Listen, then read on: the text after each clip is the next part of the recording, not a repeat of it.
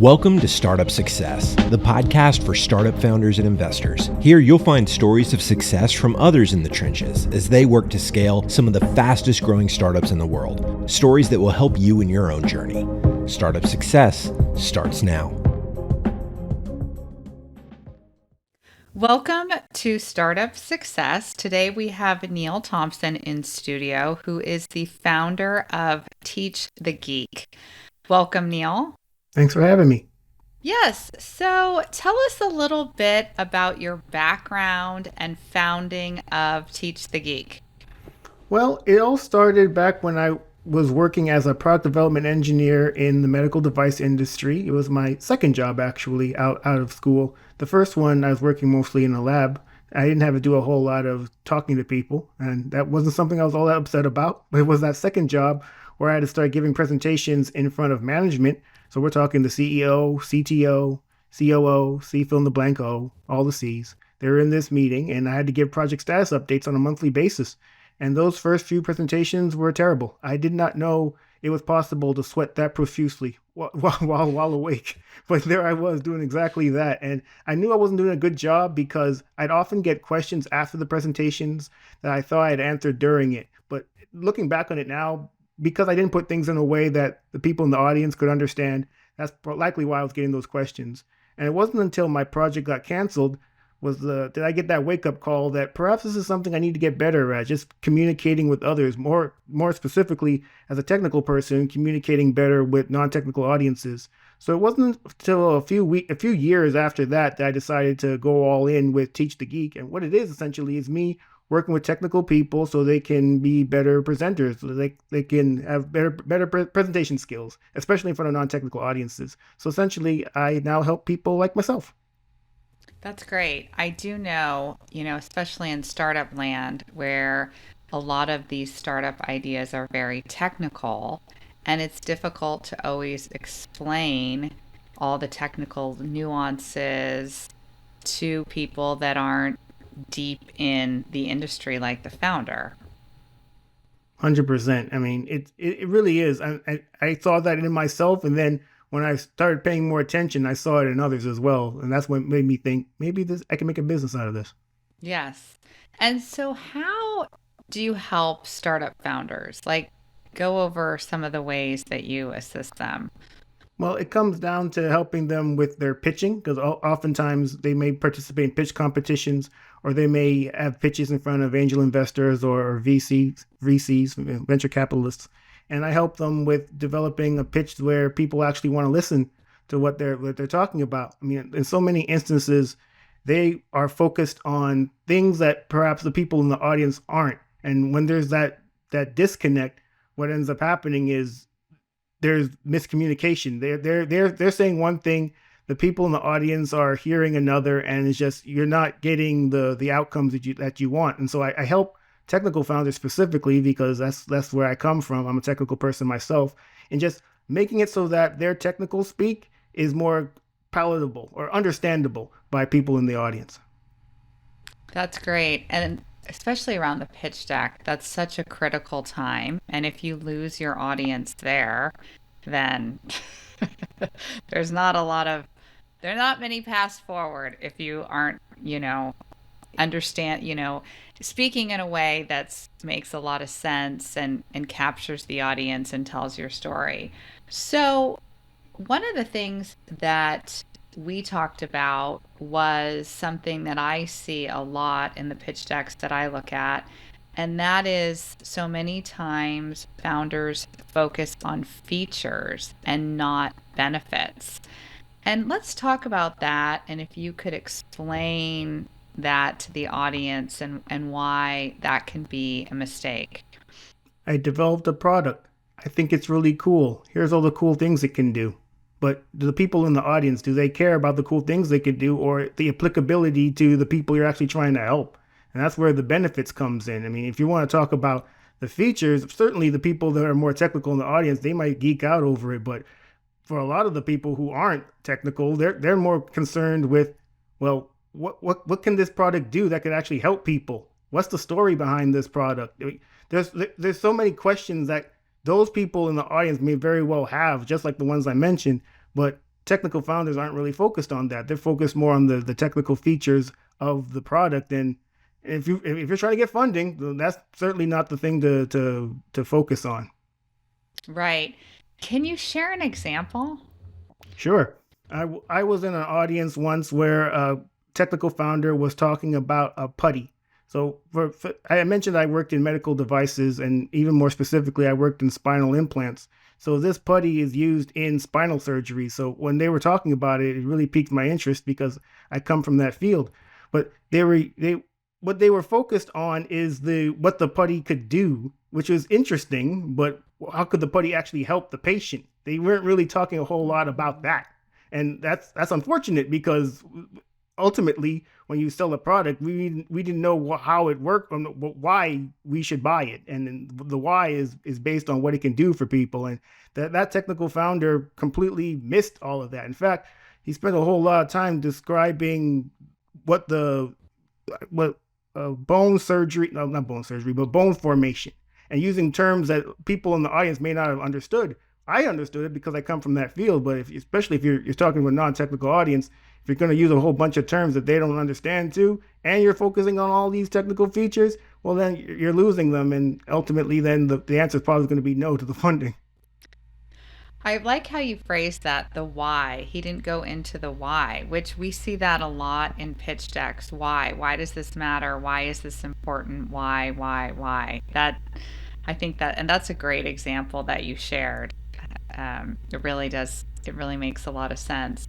And you also mentioned something in that example that caught my attention, and that was, you said the founder used words that, a non-technical person in that field, they wouldn't understand. I'm guessing that happens a lot as well. And if you could talk us through that. Sure. What's an osteoblast? Do you know? No.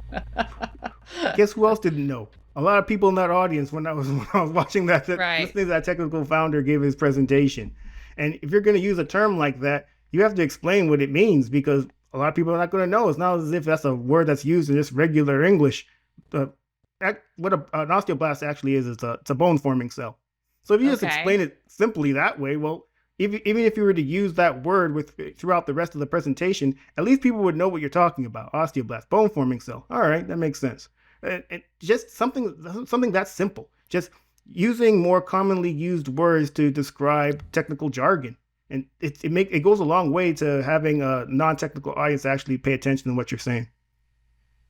Yes, we see that with article placements. I mean, they say you need to write at a 5th grade level, which sounds scary, but what I think they're really trying to convey is you need to use words that are common, like you just explained. There's a very technical word, or there's a way of describing it that uses more common words. Yeah, 100%. And the idea of presenting at a 5th grade level, I think, is a useful one. Although I probably wouldn't say that I'm presenting to you at a 5th grade level to a group of adults. No, I understand what you mean. People take offense to that. When you are working with founders in these areas, are they open to your suggestions, or do they get frustrated? Because I understand that they're in the weeds. They're super passionate about the product or service that they've created. So sometimes there's a blind spot there, if you know what I mean, right? Oh, I 100% know what you mean, Kate. A lot of engineers are quite defensive when it comes to any sort of criticism. They got through however many years of engineering education, which typically is one of the more difficult undergraduate degrees to get, so they're really proud of that. And then they've worked for a number of years, likely, before they even started their own venture. And they had the confidence to start their own venture and to really make a go of it. Then yeah, if you're going to give them any sort of constructive criticism that they're not really interested in hearing, then yeah, you might get a bit of pushback. But ultimately, it comes down to the results. I mean, what do you want? I'm assuming you want to get funding. And if you want to get funding, well, you have to put your presentations in a way that the funders want to hear. And if you don't do that, then you're not going to get the funding. Next thing you know, you're back being an employee again. Right. And have you seen that the work that you do just in those two areas alone, and then I want to, get into some other ways that you mentioned how you help founders, that it makes a difference in just the first, output of their presentation? Oh, one absolutely. I mean, you could see the difference. It can be night and day. So the first presentation could be chock full of text, and the founder is reading the text and thinking that that's going to help in engaging the audience and endearing that presenter to the audience, and it just doesn't. What it does is, well, we know you can read. That's cool, but I mean, you want to get funding, I'm assuming. So if you want to get funding, you have to engage people. You have to tell a story about your product, about your company, about the people who work with the company, about the problem that you solve, and it has to be all done in this way that is compelling to an audience. And the after working with me, well, then the change can be, well, we're going to have less text on the slide. You're actually going to have to know what you're going to say well. And what that also does is it eliminates the ability of the people in the audience to read. So either they're going to listen or ignore you. So I like the 1 in 2 odds as opposed to the 1 in 3 odds. And so that's definitely helpful. And then another thing I'm also big on is using images instead. Images paint 1,000 words, and and as I mentioned, it forces you to know your material really well. And I think that also goes and shows that you're knowledgeable about your product as well. You're knowledgeable about your company. You're not just up there reading a bunch of slides. I am so glad you brought this up because I sit through a lot of presentations, not just pitches, but just in general leadership presentations. And so many people put everything they want to say on the slide. So I am a fast reader. So what I end up doing is the slide goes up and I quickly read it. And then they're slowly going through each bullet and I'm bored and my mind wanders. And I learned early on, put less words on the slide and talk through the points so that the audience has to listen to what you're saying and engage with you. Yeah, I mean that's really what it's all about. Ultimately, it's public speaking, not public reading. Right, right. And just on an aesthetic standpoint alone, the deck looks better. And then the use of images. There's so many copy heavy decks out there that are painful to look at. There's supposed to be some visuals, wouldn't you agree? Oh, absolutely, there should be visuals. One thing about visuals, though, is that you don't want to go overboard with them because people might get overwhelmed with them. A few weeks ago, I was looking at, I attended a webinar, and the person who was running the webinar showed a video of a presentation that they did. It wasn't a founder, but it was a in-person presentation, and she had a lot of holographic images as part of the presentation. It was very impressive, but if you were to ask me now what she spoke about, I have no clue. I know she had a whole lot of holographic images though, so you definitely want to balance the use of visuals. That's a good word of caution. Let me ask you this, because this is what always holds me back on the use of copy. Should a deck be able to tell the story if you email it to somebody and they flip through the deck? Or should you think of a deck as a tool that you speak along with? Because I think that's what throws people off. You don't always know how the audience is going to be consuming your deck. Are they going to be alone at the computer flipping through it because they get it later, or will they be with you? I'd say prepare 2 decks, one with the words and one without it. So if the people that are consuming it at their own leisure, that's the one that have the words on it, because obviously they're not there. You're not there to speak through the slides, so you're going to have more than just a couple of words per point. But if you're actually giving the presentation, then I'd say minimize the number of words. And as I mentioned earlier, then it forces people to either listen or ignore you. I like that. So you could save one as your live presentation deck and then the other as your follow-up deck. Absolutely. That's a great piece of advice. One of the things that you mentioned when we spoke before the podcast was building empathy for your audience. You said, "Oh, that's really important." And I said, "Well, let's talk about that during our live conversation." What did you mean by that, and why is that important?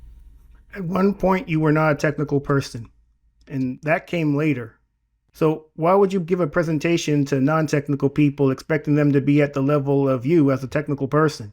And I think a lot of technical people forget this. That yes, we went through engineering school or a STEM program of some kind and worked in a technical role somewhere, and now we're a technical founder. But we weren't always all these things. So you just have empathy for the people who are in the audience listening to your presentation and know that they're not at the technical level that you are. So you have to meet them where they are as opposed to them meeting you where you are. I mean, if getting funding is the name of the game after all. Right. That makes sense. And so when you work with founders, are you working with them not just on pitch decks, but also just speaking style?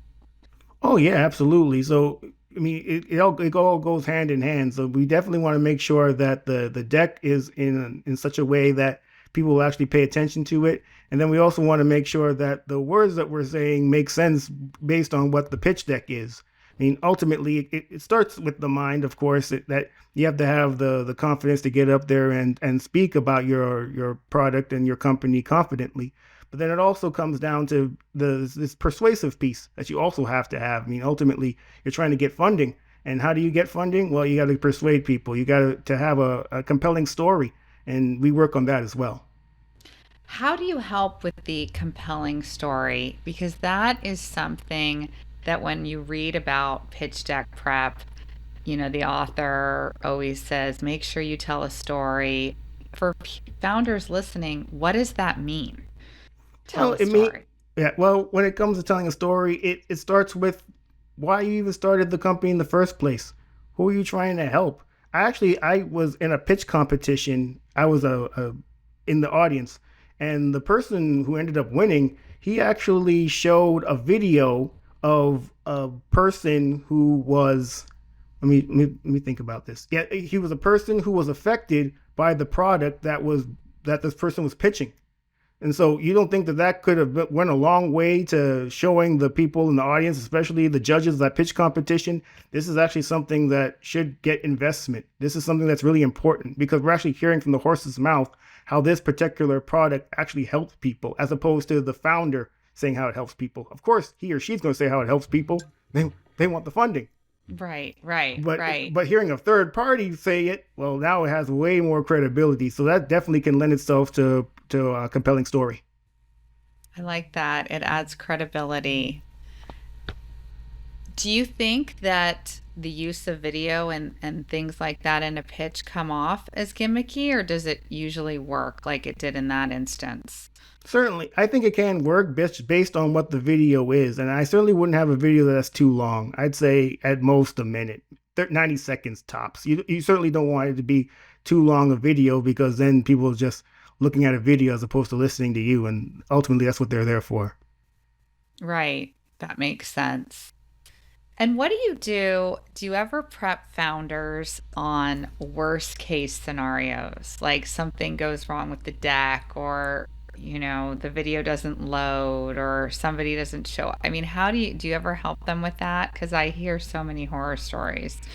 Certainly, I mean, you can prepare all the best that you can and make sure that that the deck works, make sure that all the tech works. But ultimately, things happen during presentation, and I really help people. I really try to just let people know that this is oftentimes inevitable. A lot of times when it does happen, you just need to remain calm during the situation as opposed to going off the rails and just doing your best to get back on track and just and apologizing if necessary. Ultimately, we know that mistakes happen or things happen, and what can we do to get back on track as best as we can? And certainly I can help people with that. I think that's true. I think being genuine and just saying what's going on. Once I had to give a speech, and the organizers promised me that a copy of my speech would be on the podium, and they, you know, assured me over and over again, because I felt really strange about not bringing my own copy. And guess what? When I got up there, it wasn't there, right? So I just calmly said, "Oh," and then they ran it out to me. But everyone later at the reception said you handled that so well. But I think you summed it up perfectly. You're calm. You just explain what's going on, and people understand. Oh, yeah. And another thing when it comes to that is that if you're a technical founder and you were to go off the rails, you get really upset. If you're talking in front of angel investors or VCs who are looking to invest in you, do you think they're going to want to invest in you after you have a hissy fit based on some tech hiccup? Right, exactly. Or get very frustrated, or because we all know worse things are going to happen as you're founding your startup, right? Absolutely. Yes, it's how you handle yourself. So we always wrap up the show with general advice for founders listening. I mean, you've shared so much around the pitch deck and presenting, but you also founded your own company. For those listening right now that are in the midst of this journey that has a lot of ups and downs, anything you can share that you haven't already highlighted today? Well, you can do what I didn't do. Don't make the same mistake I made, and that is not getting around people who are doing what you want to do. So do the opposite of that. Get around people who are doing what you want to do. It didn't even occur to me at the time when I started Teach the Geek to get around other people who have founded companies, and it slowed down my progress precipitously. So what I would suggest is joining groups. I'm here in San Diego. There's a group here called San Diego Entrepreneurs Exchange. They hold events on a monthly basis. They have mixers and also just events on topics that would be of interest to founders. Join groups like that, and you can learn a whole lot from people who have been where you are, or people who are even going through what you're going through currently. So if at all possible, join that type of group. And then there are other resources that are available to you. There is SCORE. It is, I believe, funded by the Small Business Administration. So it's a federal agency, or at least federally backed program. They hold events typically in various parts of the country. They have chapters, but a lot of their programs are offered virtually as well. So it doesn't even matter where you are. And they hold all kinds of programs to help founders. And if you are actually in a place where a location where there is a SCORE office, you can actually meet a SCORE mentor in person, and it's all free. So you can definitely go to those people and ask your questions about founding a company. And then when it comes to the pitches generally, you definitely want to practice them, and you want to practice them amongst people who are open to giving you that constructive criticism, not in front of your mom who'll tell you good job every time. That's true. That's very true. I like that. And I also like how you brought up building a network, having people around you that are going through the same thing, because I think you're so busy as a founder. It's really easy to get isolated and just be around the people that you work with day after day. But to go network and, founder community, founder circle with others that are going through it, that can shed perspective, that can help you. I mean, it sounds like it really has helped you. 100%. And what also it does is they can point you to resources like SCORE, like I mentioned, or the San Diego Entrepreneurs Exchange, or any other group that can help you in pushing you forward. If you hang around mostly with people who still work at companies, anytime you come across any sort of difficulty, they may very well tell you, well, just go get a job. Right, exactly. Very true. Well, you shared so much helpful information with us today about pitch decks and presenting. So if I'm listening and I want to learn more about Teach the Geek and the services you provide, tell us where to find you, and also just a quick overview of how you help founders, like the services you offer would be great. Sure. So you can go to teachthegeek.com. That's teachthegeek.com. And then also, I am currently starting a membership for technical founders, and it's based on helping them with their pitches. So essentially, what would be offered is an online course that would help them in just developing what the best pitch that they can have. And then there'd be an online community for all of them to interact with each other and share and learn from each other. And then also monthly calls where we can actually go over people's pitches and offer feedback that way as well. And you can learn more about that at teachthegeek.com/pitch. Those sound like some really helpful services. Thank you for being here today, Neil. I learned a lot, as I'm sure the rest of the audience did. Thanks for having me, Kate. You've been listening to Startup Success. To make sure you don't miss out on future episodes, subscribe to the show in your favorite podcast player. Like what you hear? Tap the number of stars you think the show deserves in Apple Podcasts. For more tools and resources for your own startup success, check out birkelandassociates.com. Thank you so much for listening. Until next time.